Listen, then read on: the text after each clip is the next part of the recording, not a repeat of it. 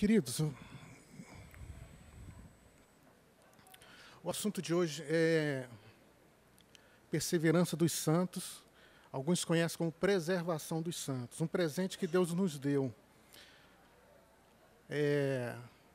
Antes de orarmos, eu queria convidar o seu coração a compreender o projeto.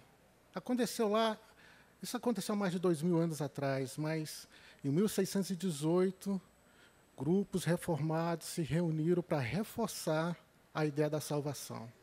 E a ideia da salvação passando por alguns princípios.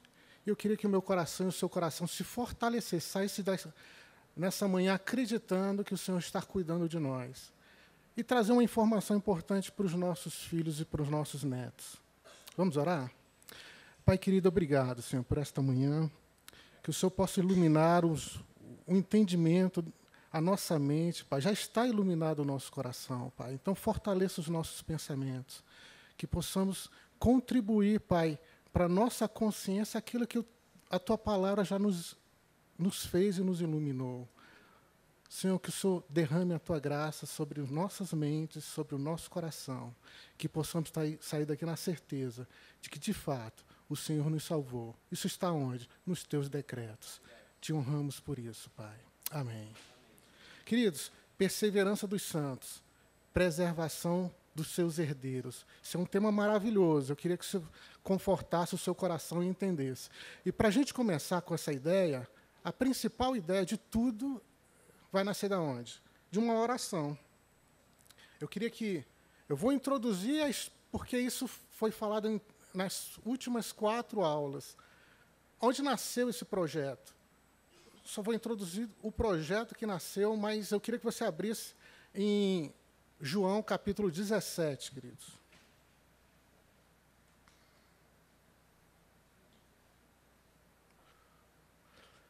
Então, nós temos no quadro a ideia da preservação dos santos.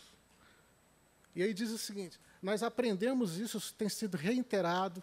Alguns colegas, irmãos em Cristo, já me perguntaram assim, mas do que se trata esses assuntos? Aí eu tive que... Quando alguém me pergunta, eu sempre tenho a preocupação de pensar, eu não fui tão didático. Eu nunca penso que a outra pessoa não conseguiu compreender de maneira plena, por algum motivo, mas eu não fui muito claro. Eu quero enriquecer dizendo, olha, queridos, esse assunto é sobre a salvação. E a importância da salvação, porque eu sei que no meio do percurso, nós vamos mostrar isso na Escritura, eu e você, na caminhada, talvez desconfie de que, será que eu sou salvo mesmo? Ou talvez você olhe para o seu filho e pense, não é possível. E o desespero aparece. Então, eu quero recomendar as orientações sobre esse plano. O Sínodo de Dort, que aconteceu em 1618 a 1619, foi promovido pela Igreja Reformada da Holanda. E um dos motivos era o seguinte, era combater o armenianismo.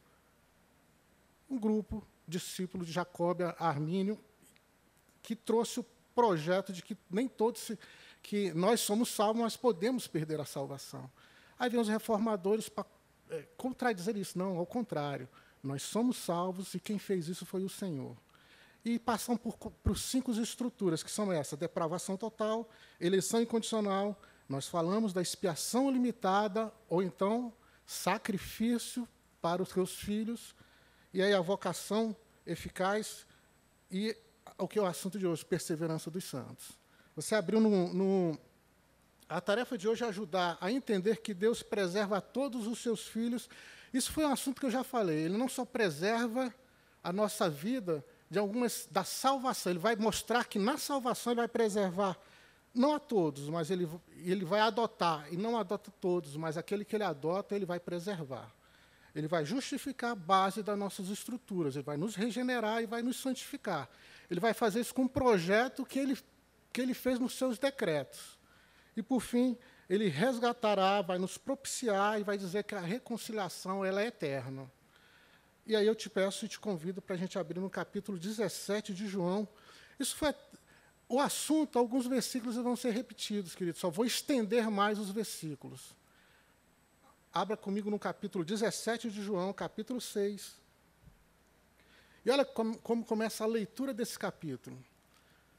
E eu quero te lembrar, você imagina Deus orando por você e por mim. Porque o capítulo 17 é Deus orando por mim e por você. Olha essa oração. Deus está orando por mim, intercedendo por mim e pela sua vida. Eu estou falando Ele porque a palavra de Deus não fala lá em Colossenses que foi Ele, Jesus Cristo, que criou todas as coisas, e que nele subsiste todas as coisas, e que não existe nada que foi feito se não foi feito pela mão dele. E é Ele que está dizendo, agora eu vou orar por você, e vou interceder por você. Então é com esse espírito e com esse sentimento que você tem que entrar na presença, com a sua consciência, e entender, olha, aquele que criou todas as coisas está orando por mim, para Deus Pai. Só esse capítulo, querido, já seria suficiente para me compreender a minha salvação. Vamos lá? Versículo 6. Olha aqui que diz o texto. Eu revelei o teu nome àqueles que do mundo me deste. Primeira característica, o que ele fez? Ele se revelou. Eles eram teus, tu os deste a mim, e ele tem obedecido a tua palavra, pois eu lhes transmiti as palavras que me deste. Segunda característica, ele que fez toda a obra fala, olha, eu te redimi, eu te transmiti. Aí continua, eles reconheceram de fato que vim de ti e creram que tu me enviaste. Versículo 9. Aí aquilo que a gente já leu, né? Eu o quê? Eu rogo, eu intercedo a eles. Não estou intercedendo pelo mundo, mas por aqueles que tu me deste, pois eles são teus. Que coisa linda, né? O Deus que criou todas as coisas, ele diz assim, olha, aqueles a quem eu vou salvar, eu declaro que eu estou intercedendo por eles, estou orando por eles. Não tem como isso não funcionar, querido. Aí continua, vamos para o versículo 12. Versículo 12 diz assim, enquanto estava com eles, olha outra característica, eu o quê? Os protegi. Outra característica, e eu os guardei. No nome que tu me deste, nenhum deles se perdeu, a não ser o filho da perdição. Versículo 14, deles a tua palavra e o mundo, característica daqueles que são da luz. Ele diz, olha, lembra que nós, semana retrasada, nós falamos assim, olha, o mundo odeia a luz. Aí ele diz assim, olha, os meus, as trevas vão odiar eles. Ele continua, versículo 14, deles a palavra e o mundo os odiou, pois eles não são do mundo, como eu também não sou. Versículo 18, assim como me enviaste ao mundo, eu os enviei ao mundo. Em favor deles, eu o quê? Olha só, o Deus que criou todas as coisas, ele vai e diz que ele está intercedendo por nós. E agora ele está dizendo que ele está se santificando por nós.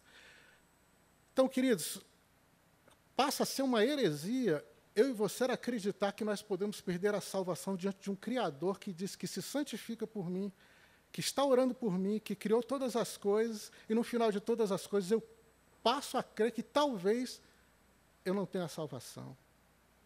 E aí ele continua, eu me santifico, versículo 19, em favor deles é que eu me santifico, para que também eles sejam o quê? Santificados na verdade. E ele começa a caminhar, isso é uma oração do Deus Criador. É uma heresia não crer nisso, querido. E aí continua. Eu queria que alguém lesse, por favor, versículo 20, 21 e 22.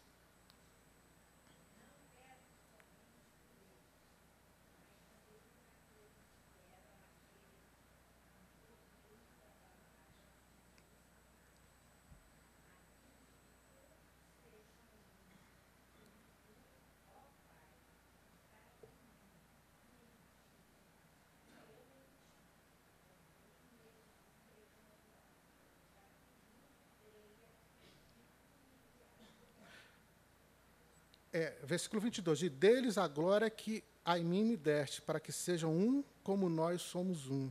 Você lembra qual foi a glória de Deus? Olha, pregado entre os gentios, crido no mundo, recebido na glória. E qual é a nossa glória? A salvação. Você fala assim, olha, a glória daquele cidadão é porque ele é o cara que toca muito, o outro é com um jogador belo, e a nossa glória? É a nossa salvação. Aí ele fala assim, que a glória dos nossos filhos sejam aqueles de estarem juntos de nós. unidos a nós.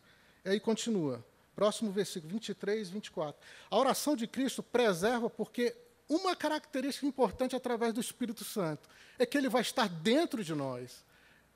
E aí não tem como nós falharmos nisso. Olha lá, versículo 23 e 24. Eu neles e tu em mim, para que eles sejam perfeitamente em unidade, e para que o mundo conheça que tu me enviaste a mim, e que os tens amados a eles, para que me tens amados a mim. Versículo 24.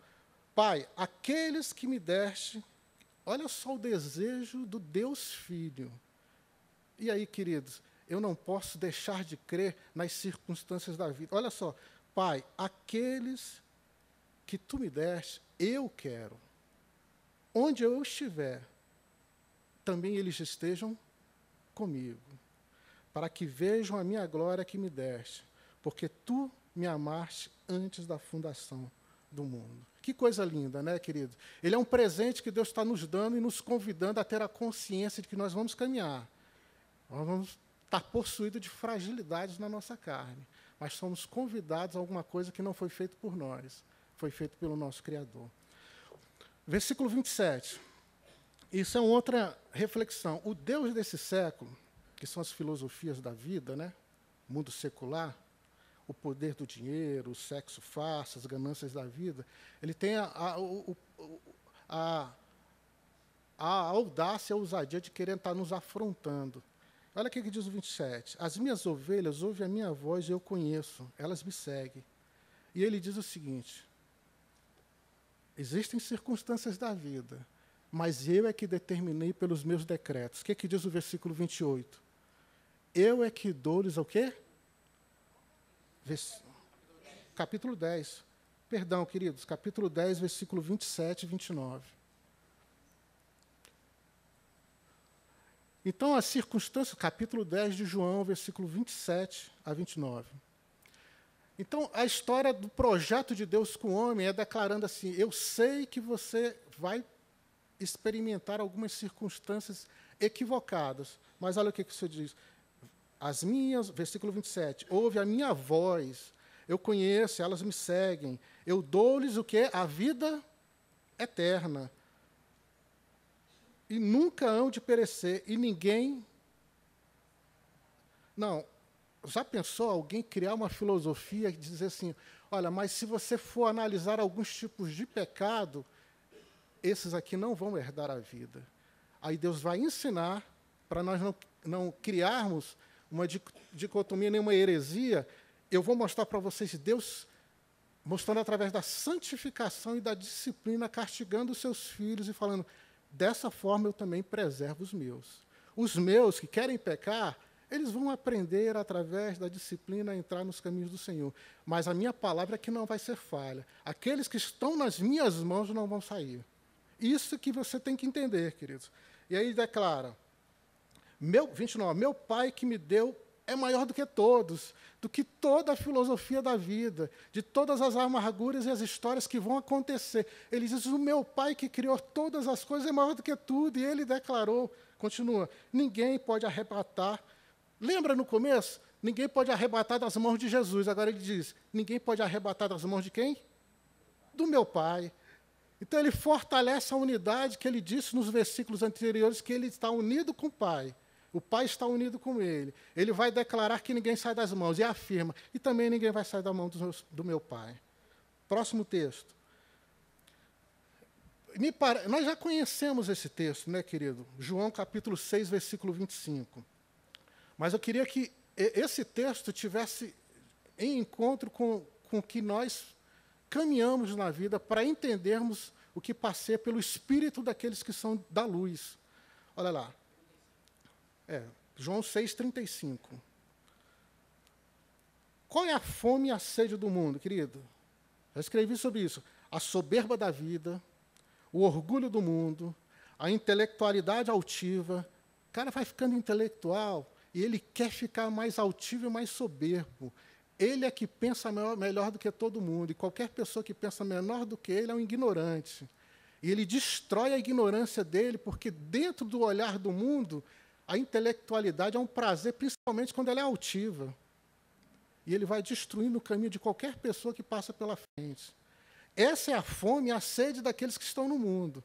Ele continua dizendo, a generosidade arrogante, aquele que ajuda, mas aqueles que são ajudados são escravos do generoso, mas são escravos de maneira tão corrupta que ele não tem como escapar. Piora a vida dele. É o generoso arrogante. Ele te ajuda, ele diz, não, essa é a fome e a sede do mundo. Eles têm a prática de chegar a te destruir.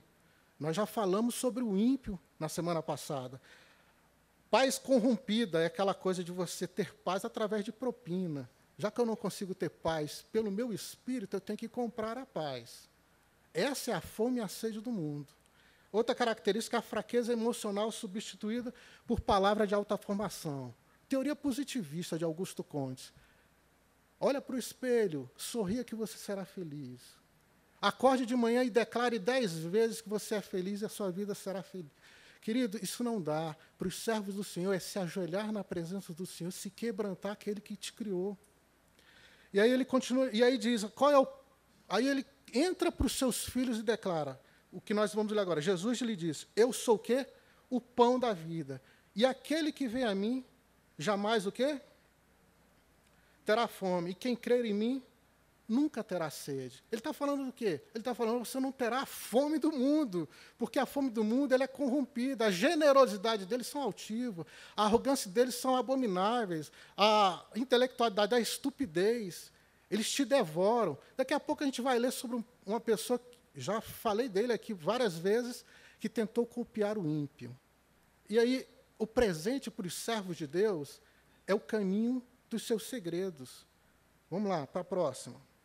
Ninguém será perdido e a vontade do Pai será realizada. João 6, 37 a 39.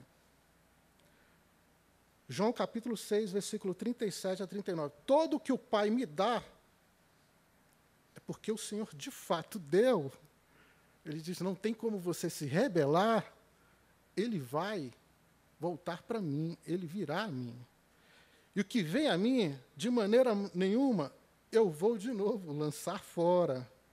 Porque eu desci do céu não para fazer a vontade do Pai, mas a vontade daquele que me enviou. E a vontade daquele que me enviou é esta, que nenhum de todos aqueles que o Senhor me deu se perca, mas que eu o ressuscite no último dia. Que esperança maravilhosa, querido.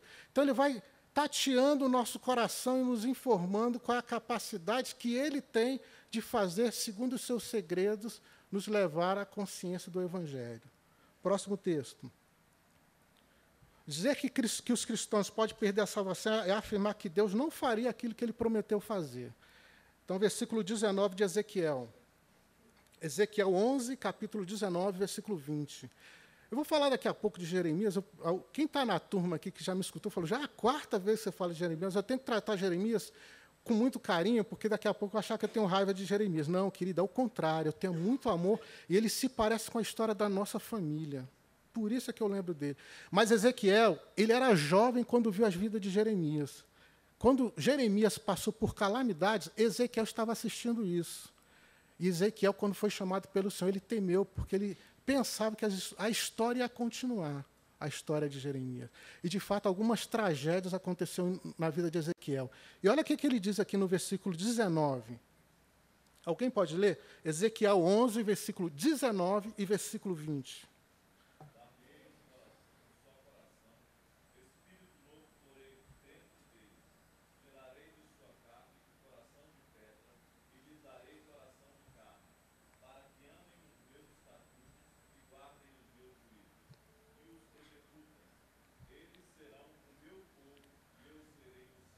Olha uma das características, querido, que coisa interessante. O Senhor pega e fala assim, versículo 19, eu te darei um coração. Quem vai fazer isso é Deus. Aí ele diz assim, junto com ele, eu vou te dar um espírito novo.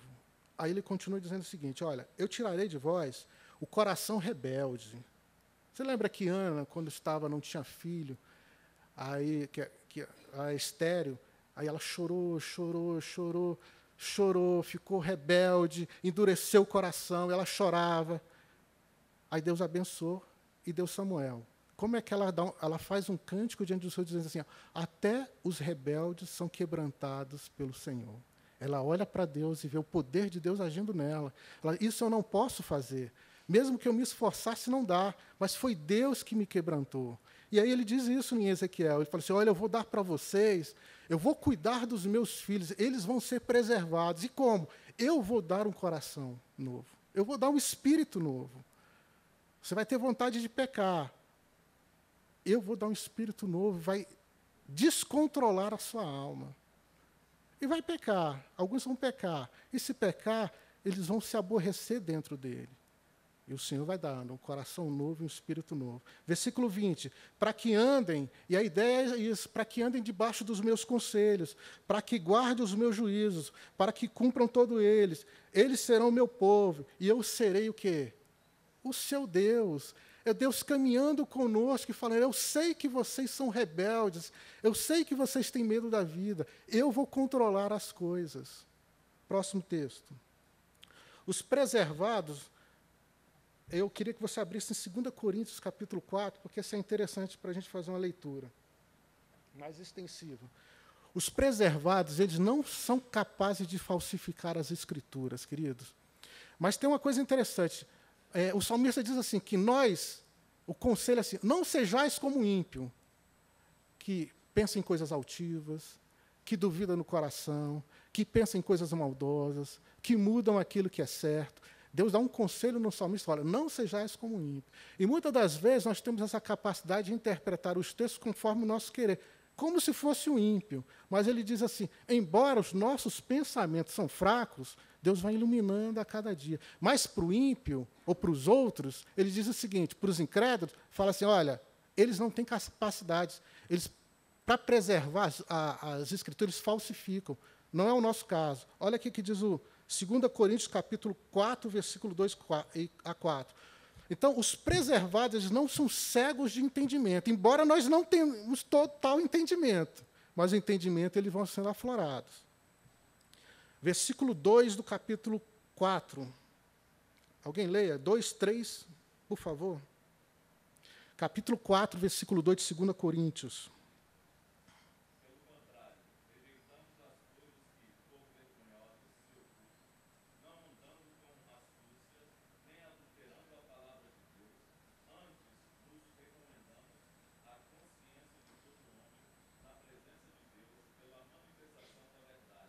Então, uma das características, não falsificar o Evangelho, características dos filhos da luz.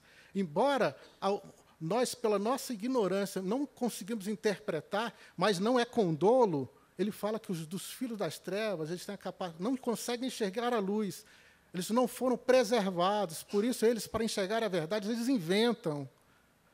Aí ele continua no versículo 4, nos quais o Deus desse século, querido, gosto muito de John Stott, que diz assim, o Deus desse século é, de fato, o século vindouro. Aquilo assim, qual é a filosofia que está caminhando? É a filosofia da teoria positivista? Então, é o Deus desse século que está sendo mantido, inclusive, na igreja.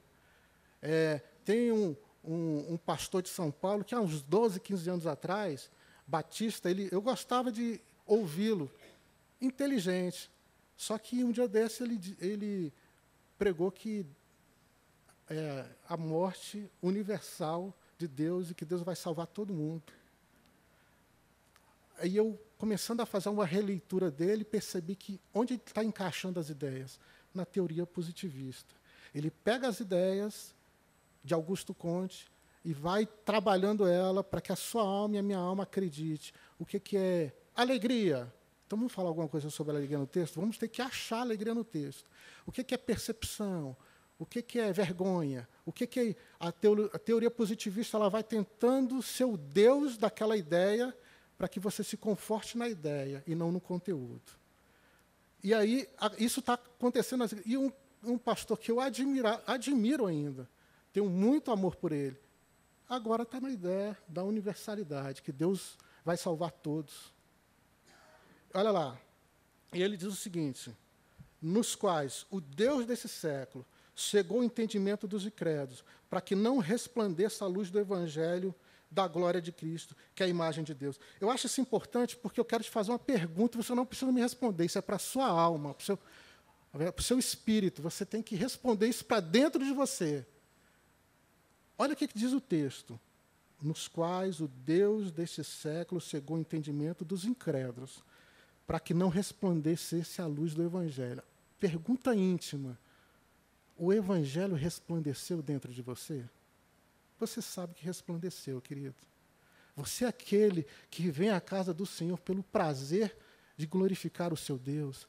Quando está em situações de angústia, você procura Ele. Então Deus está falando, o Evangelho resplandeceu para você, mas não foi para esses. Esses estão na agonia da alma, eles inventam para tentar ter esperança. Inclusive usam textos bíblicos para tentar ter esperança. Mas isso não cabe a você, porque para você o Senhor quer trabalhar no seu caráter, no meu caráter, na nossa alma. Vamos lá. Aos preservados, ele resplandeceu a luz do Evangelho. A continuação do texto, versículo 6. Porque Deus é que diz que das trevas resplandecerá a luz. E quem resplandeceu aonde?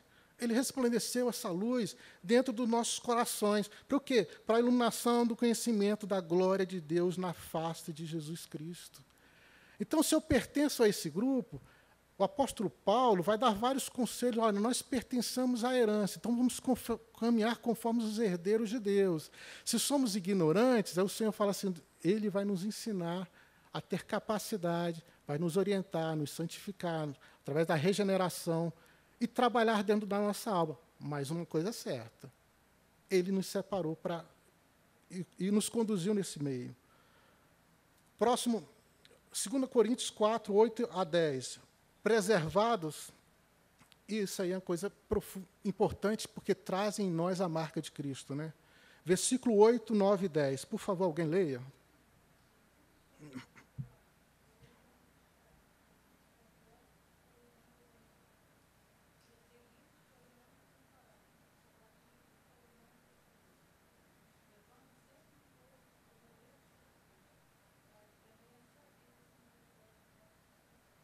Então, uma das características, nós já sabemos, nós que somos filhos de Deus, o texto não precisaria nem estar aí para saber que os filhos de Deus passam por todas essas agonias da vida.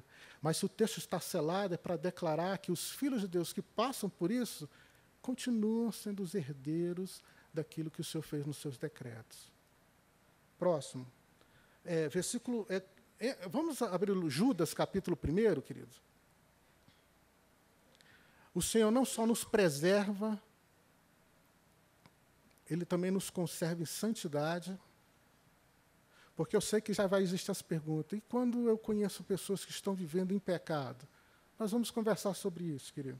Olha lá que diz o capítulo 1 de Judas, versículo 1. Olha como é que começa o texto, e Judas dizendo, olha, Judas, servo de Jesus Cristo, irmão de Tiago. Aí ele começa a descrever para quem ele está proclamando a carta. Ele diz, olha, aos chamados, aos santificados em Deus, e a quem? E aqueles que são guardados, conservados por Jesus Cristo. Que coisa linda. Ele começa assim. E como é que ele termina o texto? Lá no final. Penúltimo versículo desse capítulo, ele diz, ora, aquele o quê? Guardar de tropeçar e apresentar-vos irrepreensíveis com alegria perante a sua glória. Ele vai exaltar aquilo que pertence àqueles que creem. Ele diz, ao único Deus o quê? Volta de novo àquela teoria, aquele que criou todas as coisas. Ao Deus sábio. Ele é o quê? Salvador nosso. Seja a glória, seja a majestade, seja o domínio, seja o poder, para todo sempre. Amém. Essa é a história de Deus construindo para nós uma relação de que eu e você somos salvos e não perdemos a nossa salvação. Colocarei o meu temor nos seus corações.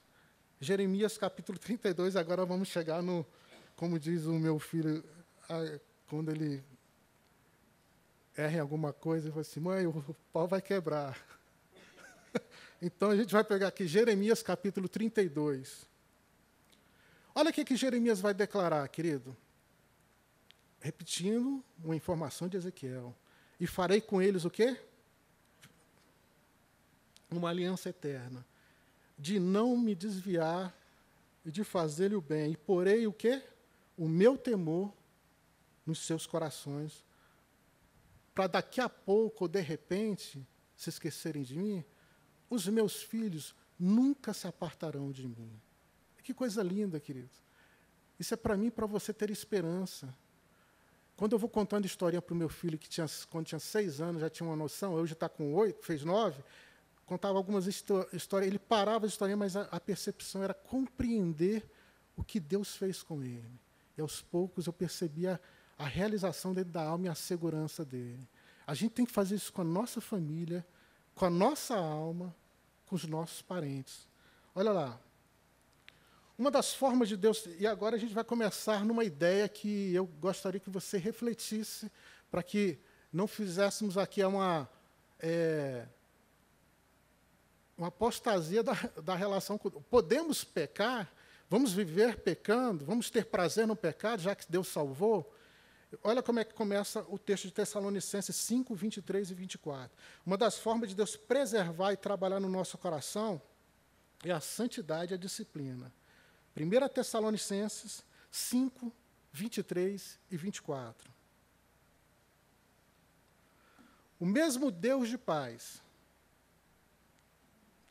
1 Tessalonicenses 5, 23 e 24. Uma das características desse trabalho com aqueles que o Senhor vai preservar. E o mesmo Deus de paz vos santifique em tudo. É Ele que vai fazer isso.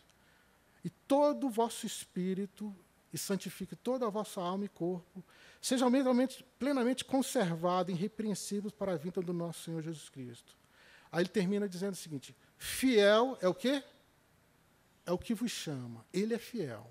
Ele é fiel que ele vai declarar a paz, que ele vai nos santificar, que ele vai fazer tudo isso. Ele é fiel. Porque o qual isso ele vai fazer. Aí ele continua. Hebreus 12, 4 e 7. Eu tenho que ler, querido, porque é uma exposição textual. A gente tem que passar até a gente chegar num ponto de uma história de um ser humano que se pareça com a nossa. Hebreus capítulo 12, 4 e 7. E aí começa as palmadas de Deus no nós, servos de Deus, que queremos caminhar com o Senhor, mas a alma está rebelde contra o nosso Criador. Ainda não resististe até o sangue, combatendo contra o pecado. Já vos esqueceste da exortação que argumenta convosco como filhos, que eu declarei: filho meu, não despreze a correção do Senhor, e não desanimes quando pelo Senhor fores repreendido. Versículo 6. Porque o Senhor corrige a quem ama. O Senhor açoita a qualquer que recebe por filho. Se suportais a correção, Deus vos trata como filhos. Porque qual é o filho a quem Deus, Pai, não corrige? Que interessante, né? Ele vai começar agora a trabalhar. Que forma eu vou te preservar? Eu vou te preservar te dando a santidade, eu vou te preservar te disciplinando, eu vou te preservar castigando. Então a gente vai começar a entrar numa coisinha que dói muito, né? Olha lá, Romanos, disciplinando os filhos que querem viver na carne, né? Romanos 8, 6. Um teólogo, querido, é lógico que nós não faríamos isso, né? Porque as Escrituras, ela como toda, ela é sagrada.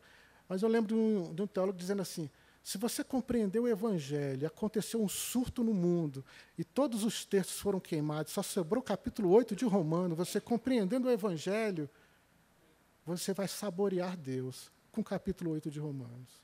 Que coisa interessante. É lógico que a gente não pode pensar assim, que a gente vai perder a riqueza de toda a Escritura, né?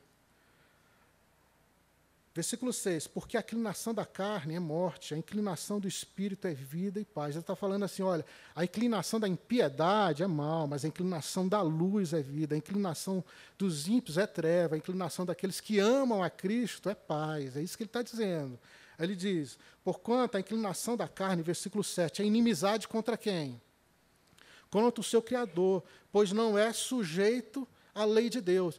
Lembra que nós já conversamos aqui sobre os ímpios? Eles não conseguem amar a lei de Deus. Eles não conseguem amar a casa do Senhor. Eles não conseguem ter comunhão com aqueles que são de Deus. Aí ele está dizendo, versículo 7, olha, eles não estão sujeitos, eles são rebeldes às leis do Senhor. E a lei do Senhor foi feita para quem? Para os seus filhos. Aí ele continua, nem em verdade o pode ser, versículo 8, portanto, o que estão na carne não pode o quê? Agradar a Deus. Vós, porém, não estáis na carne, mas vocês estão na luz, vocês estão em Cristo, vocês estão no Espírito, se é que, de fato, o Espírito de Deus habita em vós. Mas se alguém não tem o Espírito de Cristo, de fato, esse aí vive pecando, vive na sua maldade. Mas aqueles que são de Deus, quando peca, qual o primeiro caminho? Correr para o arrependimento. Arrependimento não é um instituto que existe no ímpio, querido. O arrependimento para a salvação. Eles têm o arrependimento da consciência deles, para se autopreservarem, mas não o arrependimento que o Senhor está nos ensinando. Aí continua aqui. Disciplina os Provérbios 28, 4. Disciplinar os filhos que querem viver na carne. Os que abandonam a lei louvam os ímpios, mas os que guardam a lei pelejam contra eles. Dizendo assim, lembra que estão mudando a lei, né? As leis agora de relações de homem e mulher agora estão sendo mudadas. E o Senhor diz, olha, os que abandonam a lei do Senhor, na verdade, eles louvam os ímpios. Aquele cristão que acha que é intelectualmente saudável, quando ele rompe com a lei do Senhor para dizer assim, não, para a sociedade viver melhor, a gente tem que fazer essas novas regras. Na verdade, eles estão louvando os ímpios e as impiedades deles. Porque aqueles que amam o Senhor se conservam dentro das Escrituras. João 3,19. Esse é o julgamento. Eu falei disso semana retrasada. Olha o julgamento de 3,19. Esse é o julgamento. Que a luz veio ao mundo. Não é assim que está dito? Mas os homens amaram mais as trevas e não a luz, porque as suas obras eram más. E aí, como é que termina o texto que nós conversamos? Ali tem um abajur, está no quarto escuro, ninguém vê nada, só trevas. O ímpio, ele não se aproxima da luz. Por que ele não se aproxima da luz? O que o versículo 20 vai dizer de João, capítulo 3? Quem pratica o mal, o que acontece? Ele admira a luz, ele está constrangido, ele quer estar próximo da luz, mas ele tem vergonha, ele está pedindo ajuda. Isso não pertence aos ímpios, isso pertence aos filhos de Deus, que quando pecam, se constrangem e querem pedir ajuda. Mas o texto está dizendo assim, que aqueles que são da impiedade, ele diz que eles odeiam a luz, a presença de Deus. E aí vamos ler o texto que eu queria que a gente compartilhasse, né? Salmo 119, 71 a 75.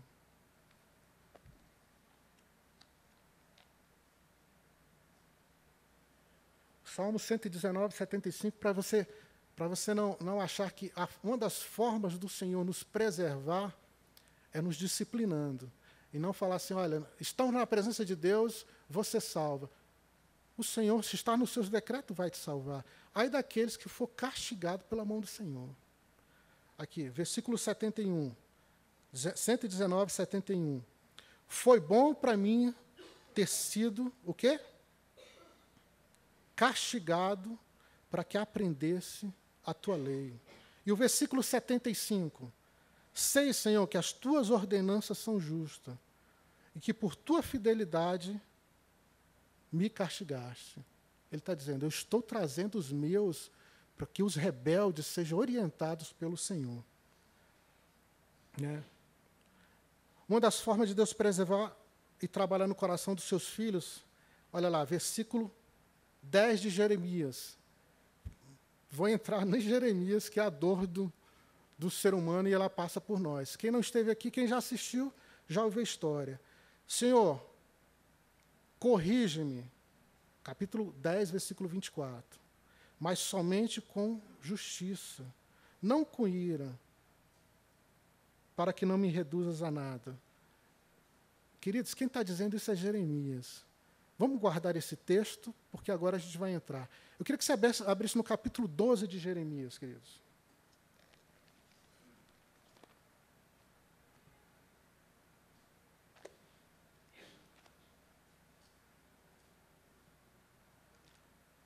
Então, você lembra que Jeremias, como eu e você, muitas das vezes, seja porque é mal resolvido na vida ou não, somos até bem resolvidos naquilo que projetamos. E Jeremias estava caminhando com o Senhor, e de repente ele começa a revelar algo. Nós conversamos sobre isso, então vou passar muito rápido. Capítulo 12, versículo 1.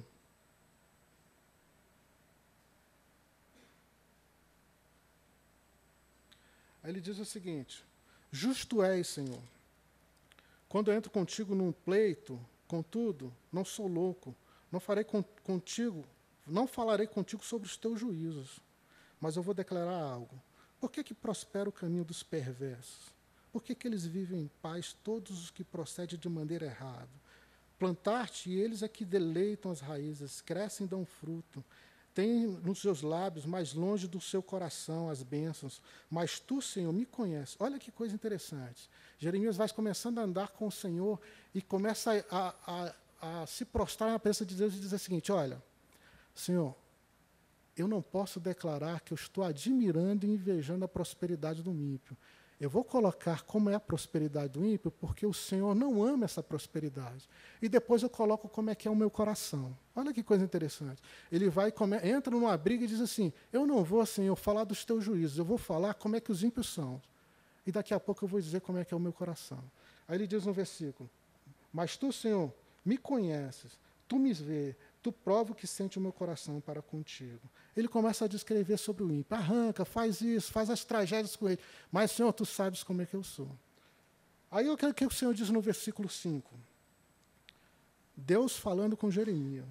Jeremias, se tu fadigas correndo com os homens que vão a pé, como tu podes competir com os que andam a cavalos? Se na terra de paz tu não se sentes seguro, como farás na floresta do Rio Jordão? Então Deus começa a examinar o coração de Jeremias e fala assim: Jeremias, você quer ter a prosperidade das intelectualidades perversas do ímpio? Você não vai conseguir. Eles são perversos. Eles, quando são intelectuais, inteligentes, eles massacram tudo por causa da altivez do seu próprio espírito. Você quer a prosperidade deles, Jeremias? Você quer ser melhor? Você admira eles e quer andar conforme eles? Então eu vou te mostrar. Meu servo, a redenção, eu vou preservar os meus filhos. Então eu vou cuidar de você, Jeremias. Olha lá o que vai acontecer no versículo.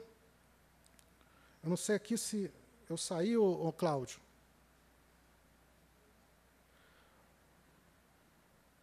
Então vamos para o versículo. Eu vou para o texto, se falhar aqui.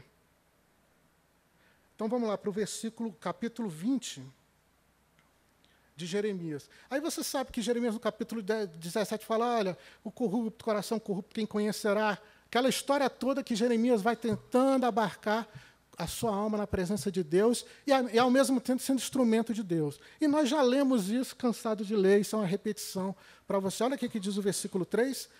Lembra-se, queridos, Deus está preservando os seus filhos. Ele vai santificar, ele vai castigar os seus filhos. Aí ele lá no versículo 20, ele leva um pau do presidente do Sinédrio lá, que era o Paju. Apanha, é chicoteado, vai para o tronco, fica irado, passa vergonha com seus amigos. Aí o que ele diz no versículo, capítulo 20, versículo 14. Eu acho isso lindo, querido, porque eu e você somos fiéis a Deus porque nós conservamos a nossa alma em valores morais. Mas aí ele está escondendo dentro do coração alguns valores e dizendo para Deus: Deus, tu conheces o coração. Olha aqui que diz o versículo 14. Maldito o dia que eu nasci. Jamais seja abençoado o dia que minha mãe deu à luz. Maldito seja o homem que levou a notícia ao meu pai e o deixou muito alegre quando disse: você é pai de um menino. Seja aquele homem, a cidade, como o Senhor destruiu sem piedade Sodoma e Gomorra, que ele ouça grito de socorro pela manhã e grito de guerra ao meio-dia. Ele está colocando a maldição para aqueles que ficaram felizes por causa do seu nascimento. Aí ele diz: e só está faltando colocar alguém aqui, né? Que ele colocou a mãe, colocou o pai, colocou os amigos, está faltando colocar quem? Quem é o mais poderoso de todos? Só está faltando ele colocar Deus. O que ele diz no versículo 17? Por que não me matou Deus no ventre materno? Eu estou questionando a tua soberania. Nem fez, é para honrar pai e mãe. Eu queria que minha mãe fosse o meu túmulo. Que coisa, hein? É aquele cara que ama o Senhor como eu e você. Aqui Deus tem um pacto de preservação. Porque saí do ventre materno, versículo 18, só para ver dificuldade, tristeza e terminar os dias na maior vergonha. Eu sei, queridos, que Jeremias é um pacto que o Senhor está fazendo, como fez com os profetas, para representar Israel. Mas ele vai usar Jeremias naquilo que passei no coração dele, como passei no meu e no seu. Nós somos o pacto da aliança. E muitas das vezes nós nos aventuramos nas falsas felicidades desse mundo. Jeremias começou a ser feliz e querer a prosperidade dos ímpios. E Deus vai começando a mostrar a tragédia da vida de Jeremias. Mas eu queria que você abrisse em Lamentações, capítulo 3, para te ver o castigo que, já que Deus preserva e castiga, né? Capítulo 3 de Lamentações. Depois de Jeremias, lógico, né?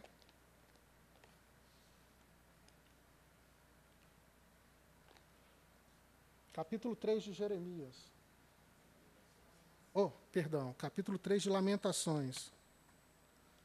Olha como é que começa. Senhor, será que o Senhor preserva? Como é que o Senhor faz para nos preservar? Olha lá, capítulo 3 de Jeremias. Olha o que Jeremias fala em sua oração. Eu sou um homem que vi a aflição pela vara de quem? De Deus. Ele me fez e levou, me fez andar em trevas e não na luz. Quem? Deus. Com seus filhos. Aí ele continua. Fez envelhecer a minha carne, versículo 4, e a minha pele, e despedaçou os meus ossos. Quem Deus fez? Deus fez com quem? Com o servo dele, para dizer assim, Jeremias, não é nem pecado de prostituição, né? É avareza da vida, são orgulhos guardados no coração, que se Deus abençoasse, falasse, Jeremias, se eu te abençoasse com aquilo que você estava sonhando em seu coração dos ímpios, você também seria perverso. Então, Jeremias, eu vou controlar a tua alma.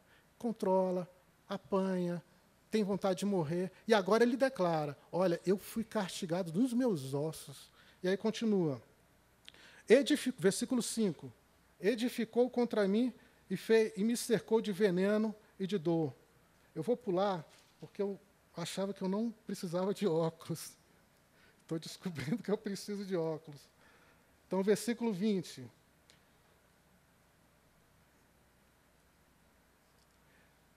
Lembraste da minha aflição e do meu pranto e do abismo e do veneno. Depois de tudo isso, versículo 19, né? Eu li 20, você vai ver que eu estou bem.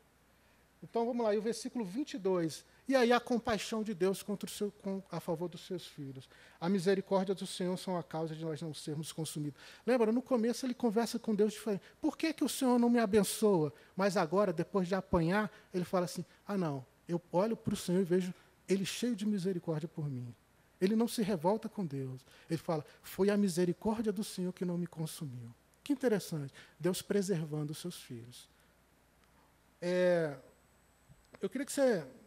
Eu não sei se não vai ter tempo da gente ler a história de Salomão, mas eu queria abrir Efésios capítulo 1, versículo 3 a 7. Queridos, quando eu e você... É só uma reflexão, querido. Só para refletir. Quando eu e você olharmos para os nossos filhos cheios de pecados, olharmos para os nossos netos que não caminham segundo os conselhos do Senhor, eu tenho... não é conselho, é uma reflexão. Você lembra que o rei Ezequias, a Bíblia fala que era um homem temente a Deus. Aí o Senhor pede para que ele cuide da casa dele. Ele projeta que um filho nasça para que continue o reinado. Quem é que nasce? Manassés. Uma das piores tragédias. Hitler teria inveja de Manassés. Porque Manassés manda fritar os seus filhos em oferenda a Baal. Ele manda tirar tudo aquilo que se chama Deus na terra. Ele faz oferenda a Baal e todos de um servo de Deus. E sabe o que acontece com Manassés no fim da história, queridos? Ele se arrepende e volta para o Senhor. O que eu quero te dizer é o seguinte, que talvez aconteça alguma tragédia na sua família. Viu que o presente de Deus para nós que somos reservados é que se nós errarmos, o Senhor vai nos castigar. E a gente vai aprender. se os nossos filhos não enxergarem e praticarem coisas da iniquidade? Não estou dizendo que a salvação, os decretos de Deus é que vai dizer a salvação, porque a Bíblia fala que aquele que pecar e que ama o pecado, esse morrerá. Esse é o fato. Então, se eu olho para o meu filho ou para um herdeiro meu, um neto, praticando iniquidade, eu sugeria você a olhar para Manassés e fazer essa oração para Deus. Deus, assim como o Senhor foi fiel a Ezequiel, a Ezequias, seja fiel ao meu filho.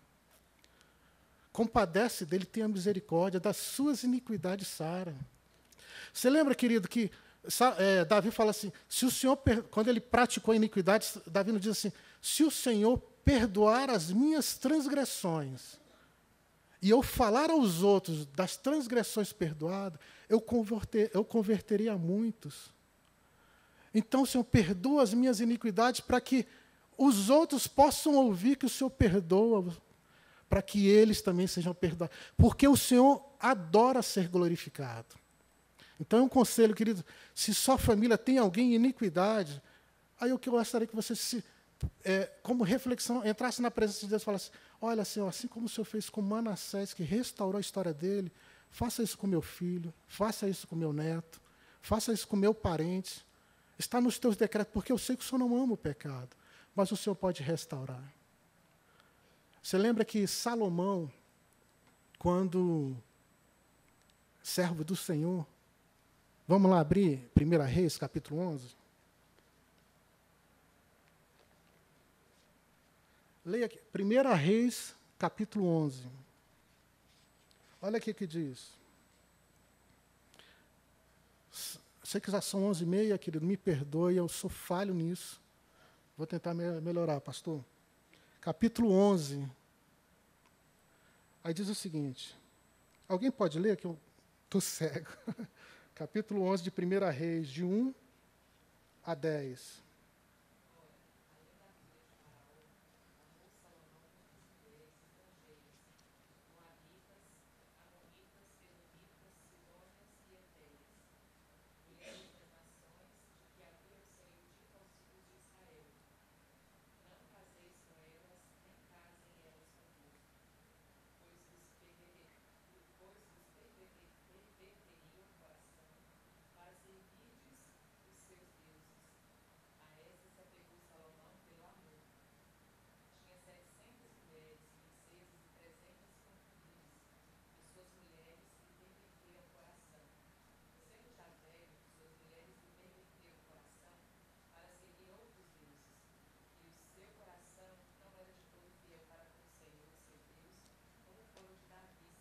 Tudo bem.